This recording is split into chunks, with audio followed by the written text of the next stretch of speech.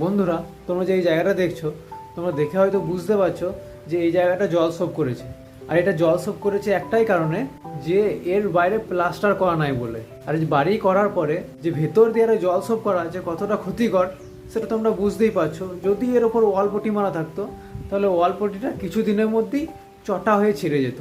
অতএব যখনই বাড়ি করবে বাইরে প্লাস্টারটা তাড়াতাড়ি করে নেওয়ার চেষ্টা করবে। তোমাদের বাইরেটা একটু দেখায়, একটু দেখুন, এগুলো শ্যাওলা পড়ে গেছে। এগুলো প্লাস্টার থাকলে শ্যাওলা পড়তো না। এগুলো আর যদি প্লাস্টার থাকতো তাহলে জলটা এই গা বেয়ে নেমে যেত। এটা প্লাস্টার নাই বলে বৃষ্টির জলে ডাইরেক্ট এই ইটে টেনে নিচে, আর এই ইটে জল টানার কারণে ভেতরেও জলটা সোপ করছে। তা যদি বাড়ি করার কথা ভাবছেন তো এই ভুলগুলো কখনোই করবেন না। বাড়ি করে বেশি দিন বাইরেটা ফেলে রাখবেন না, যত তাড়াতাড়ি পারবেন বাইরেটা প্লাস্টার করে নেবেন, না হলে আপনার বড় ক্ষতি হয়ে যেতে পারে। আরও এরকম ভিডিও পেতে চ্যানেলটাকে সাবস্ক্রাইব করুন, আর ভালো লাগলে একটা লাইক